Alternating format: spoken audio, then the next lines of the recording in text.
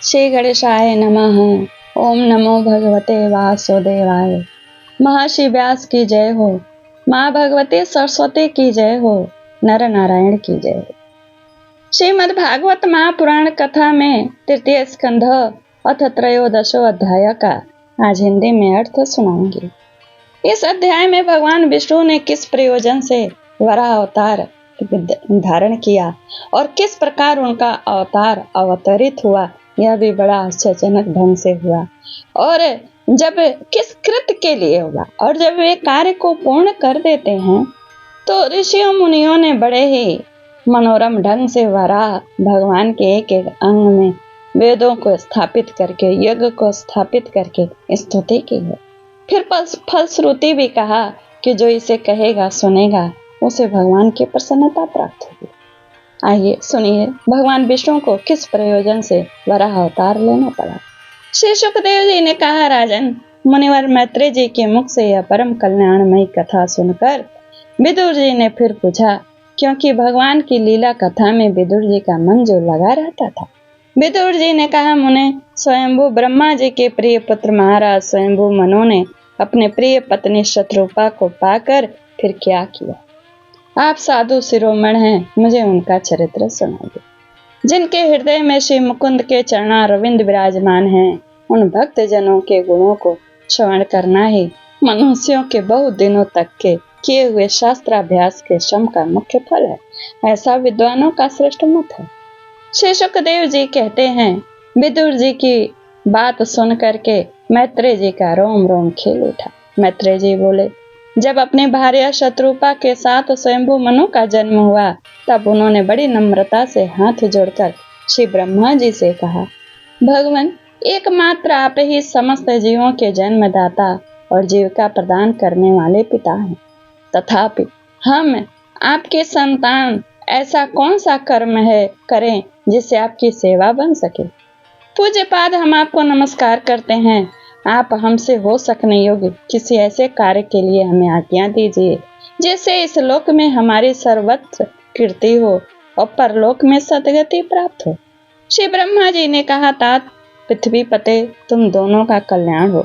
मैं तुमसे बहुत प्रसन्न हूँ क्योंकि तुमने निष्कपट भाव से मुझे आज्ञा दीजिए यूं कहकर मुझे आत्मसमर्पण किया है। तुम अपने इस भार्या से अपने ही समान गुणवती संतति उत्पन्न करके धर्म पूर्वक पृथ्वी का पालन करो और यज्ञों द्वारा श्रीहरि की आराधना करो। राजन, प्रजा पालन से मेरी बड़ी सेवा होगी और तुम्हें प्रजा का पालन करते देखकर भगवान श्रीहरि भी तुमसे प्रसन्न होंगे। जिन पर यज्ञ मूर्ति जनार्दन भगवान प्रसन्न नहीं होते उनका सारा श्रम व्यर्थ ही होता है, क्योंकि वे तो एक प्रकार से अपने आत्मा का ही अनादर करते हैं।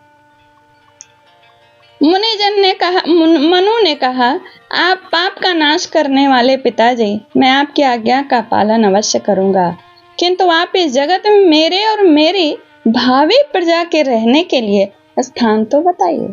देव, सब जीवों का निवास स्थान पृथ्वी इस समय प्रलय के जल में डूबी हुई है। आप इसे देवी का उद्धार करने का प्रयत्न कीजिए।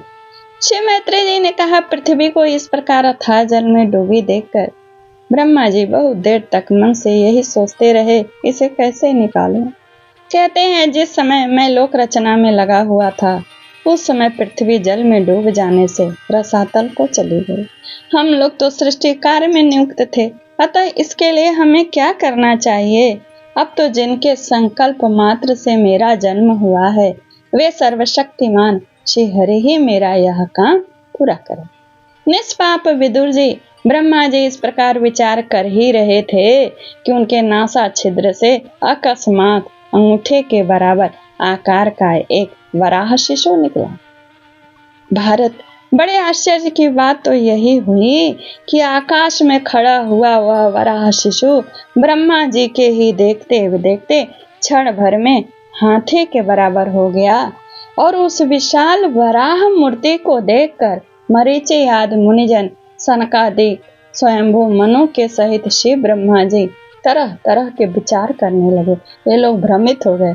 ओहो, शुकर के रूप में आज यह कौन दिव्य प्राणी यहाँ प्रकट हुआ। कैसा आश्चर्य है, यह अभी अभी मेरी नाक से तो निकला था। पहले तो यह अंगूठे के पोरिवे के बराबर दिखाई देता था, परंतु एक ही क्षण में बड़ा भारी शिला के समान हो गया।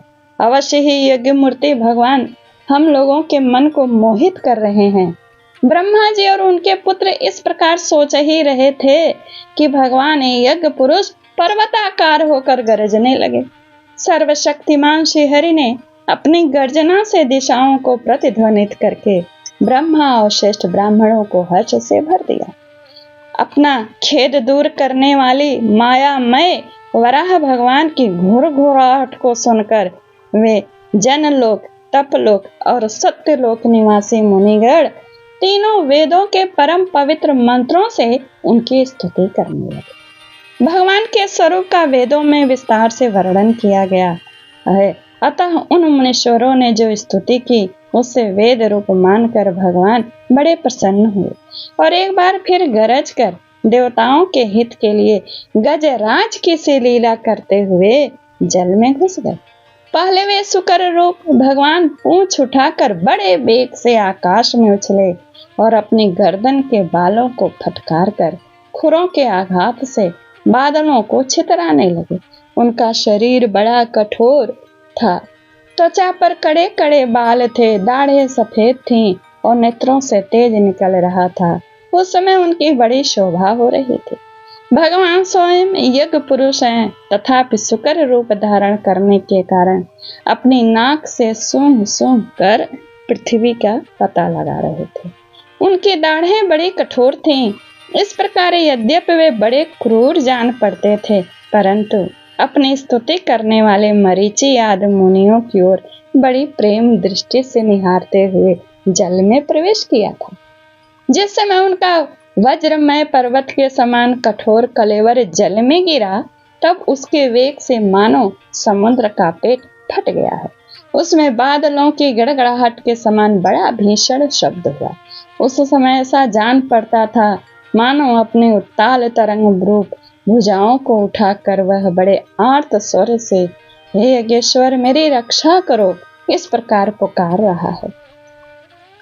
तब भगवान यज्ञ मूर्ति अपने बाण के समान पहने खुरों से जल को चिरते हुए उस अपार जल राशि के उस पार पहुंचे। वहां रसातल में उन्होंने समस्त जीवों के आश्रय भूता पृथ्वी को देखा, जिसे कल्पांत में शयन करने के लिए उद्यत श्रीहरि ने स्वयं अपने ही उदर में लीन कर लिया था। फिर वे जल में डूबी हुई पृथ्वी को अपने दाढ़ों पर लेकर रसातल से ऊपर आए।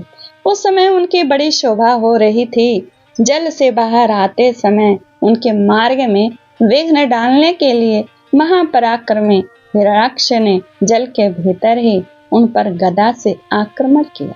इससे उनका क्रोध चक्र के समान तीक्ष्ण हो गया और उन्होंने उसे लीला से ही इस प्रकार मार डाला, जैसे सिंह हाथी को मार डालता है। उस समय उसके रक्त से थुथनी तथा कनपटी सन जाने के कारण वे ऐसे जान पड़ते थे मानो कोई गजराज लाल मिट्टी के टीले में टक्कर मार कर आया हो। तात जैसे गजराज अपने दांतों पर कमल पुष्प धारण कर लें, उसी प्रकार अपने सफेद दांतों की नोक पर पृथ्वी को धारण करके जल से बाहर निकले हुए तमाल के समान नील वर्ण बुराह भगवान को देखकर ब्रह्मा मरीचि आदि को निश्चय हो गया कि ये भगवान ही हैं। तब वे हाथ जोड़कर वेद वाक्यों से उनकी स्तुति करने लगे। ऋषियों ने कहा, मैंने आपको कहा था ना कि एक एक अंग को करेंगे वेद वाक्यों से, देखिए बहुत ही मनोरम ढंग से स्तुति होगी। ऋषियों ने कहा, भगवान अजित आपकी जय हो यज्ञपते, आप अपने वेद त्रयी रूप विग्रह को फटकार रहे हैं, आपको नमस्कार है। आपके रोम कूपों में संपूर्ण यज्ञ लीन है। आपने पृथ्वी का उद्धार करने के लिए यह शुक्र रूप धारण किया है, आपको नमस्कार है। देव दुराचारियों को आपके इस शरीर का दर्शन होना अत्यंत कठिन है, क्योंकि यह यज्ञ रूप है। इसकी त्वचा में गायत्री आदि छंद, रोमावलियों में कृष्ण, नेत्रों में घृत तथा चार चरणों में होता है अधवरियु उदगाता और ब्रह्मा इन चारों ऋतुजों के कर्म। इस आपकी थुथुनी, मुख के अग्रभाग में सुर्ख और नासिका छिद्रों में सुरवा उदर में ईड़ा, यज्ञ भक्षण पात और कानों में चमस, मुख में प्राशित्र ब्रह्म भाग पात्र है और कंठ छिद्र में ग्रह सुम पात्र है। भगवान आपका जो चबाना है वही अग्निहोत्र यज्ञ का स्वरूप बता रहे हैं। बार बार अवतार लेना यज्ञ स्वरूप आपकी दीक्षणीय इष्टि है। गर्दन उपसद 3 इष्टियां हैं, दोनों दाणे प्राण यही दीक्षा के बाद की इष्टि और उदयनीय यज्ञ समाप्ति की इष्टि है। जिह्वा प्रवर्ग्य प्रत्येक उपसद के पूर्व किया जाने वाला महावीर नामक कर्म है। सिर सभ्य होम रहित अग्नि और आवसत्य औपासनाग्नि है तथा प्राण चीति इष्ट का चयन है। देव आपका वीर्य सोम है और आपका बैठना सवनादि 3 सवन है। प्रातः सवनादि 3 सवन है। 7 धातु अग्निष्टोम अत्यग्निष्टोम उक्त षोडशी वाजपेय अतिरात्र और आप्तोर्याम नाम की 7 संस्थाएं हैं तथा शरीर की आपकी संधियां जोड़ संपूर्ण सत्र है। इस प्रकार आप संपूर्ण यज्ञ सोम रहित याग और क्रतु सोम सहित याग रूप है। यज्ञानुष्ठान रूप इष्टियां आपके अंगों को मिलाए रखने वाली मांसपेशियां हैं। समस्त मंत्र देवता द्रव्य यज्ञ और कर्म आपके ही स्वरूप हैं। आपको नमस्कार है। वैराग्य भक्ति और मन की एकाग्रता से जिस ज्ञान का अनुभव होता है वह आपका स्वरूप ही है तथा आप ही सबके विद्या गुरु हैं। आपको पुनः पुनः प्रणाम है। पृथ्वी को धारण करने वाले भगवान आपके दाढ़ों की नोक पर रखी हुई यह पर्वत आदि से मंडित पृथ्वी ऐसी सुशोभित हो रही है जैसे वन से निकलकर बाहर आए हुए किसी गजराज के दांतों पर पत्र युक्त कमलनी रखी हो। आपके दांतों पर रखे हुए भूमंडल के सहित आपका यह वेदमय वराह विग्रह ऐसा विश्वशोभित हो रहा है जैसे शिखरों पर छाई हुई मेघमाला से कुल पर्वत की शोभा होती है। नाथ, चराचर जीवों के सुख पूर्वक रहने के लिए आप अपनी पत्नी इन जगन माता पृथ्वी को जल पर स्थापित कीजिए। आप जगत के पिता हैं और अरणी में अग्नि स्थापन के समान आपने इसमें धारण शक्ति रूप अपना तेज स्थापित किया है। हम आपको और इस पृथ्वी माता को प्रणाम करते हैं। प्रभु, रसातल में डूबी हुई इस पृथ्वी को निकालने का साहस आपके सिवा और कौन कर सकता है। किंतु आप तो संपूर्ण आश्चर्यों के आश्रय हैं। आपके लिए यह कोई आश्चर्य की बात ही नहीं है। आपने ही तो अपनी माया से इस आश्चर्य में विश्व की रचना की है। जब आप अपने वेद में विग्रह को हिलाते हैं तब हमारे ऊपर आपकी गर्दन के बालों से झरती हुई शीतल जल की बूंदें गिरती हैं। ईश, उनसे भीग कर हम जनलोक, तपलोक और सत्यलोक में रहने वाले मुनिजन सर्वथा पवित्र हो जाते हैं। जो पुरुष आपके कर्मों का पार पाना चाहता है अवश्य ही उसकी बुद्धि नष्ट हो गई है, क्योंकि आपके कर्मों का कोई पार ही नहीं है। आपके ही योग माया के सत्वादि गुणों से यह सारा जगत मोहित हो रहा है। भगवान, आप इसका कल्याण कीजिए। श्री मैत्रेय जी कहते हैं, विदुर जी, उन ब्रह्मवादी मुनियों की इस प्रकार स्तुति करने पर सबकी रक्षा करने वाले वराह भगवान ने अपने खुरों से जल को स्तंभित कर उस पर पृथ्वी को स्थापित कर दिया। इस प्रकार रसातल से लीला पूर्वक लाई हुई पृथ्वी को जल पर रख कर वे विश्वक्सेन प्रजापति भगवान श्री हरि अंतर्धान हो गए। विदुर जी, भगवान के लीला में चरित्र अत्यंत कीर्तनीय है और उनमें लगी हुई बुद्धि सब प्रकार के पाप तापों को दूर कर देती। जो पुरुष उनकी इस मंगलमयी मंजुल कथा को भक्ति भाव से सुनता या सुनाता है उसके प्रति भक्ति वत्सल भगवान अंतस्थल से बहुत शीघ्र प्रसन्न हो जाते हैं। भगवान तो सभी कामनाओं को पूर्ण करने में समर्थ हैं। उनके प्रसन्न होने पर संसार में क्या दुर्लभ है, किंतु उन तुच्छ कामनाओं की आवश्यकता ही क्या है। जो लोग उनका अनन्य भाव से भजन करते हैं उन्हें तो वे अंतर्यामी परमात्मा स्वयं अपना परम पद ही दे देते हैं। अरे, संसार में पशुओं को छोड़कर अपने पुरुषार्थ का सार जानने वाला ऐसा कौन पुरुष होगा जो आवागमन से छुड़ा देने वाली भगवान की प्राचीन कथाओं से किसी भी अमृतमय कथा का अपने कर्णपुटों से एक बार पान करके फिर उनकी ओर से मन कैसे हटा लेगा। यह अध्याय यही पूर्ण होता है। श्रीमद्भागवते महापुराणे पारमहंसायां संहितायां तृतीय स्कंदे वराह प्रादुर्भावन वर्णेन त्रयोदशो ओम तत्सत्। ओम नमो भगवते वासुदेवाय।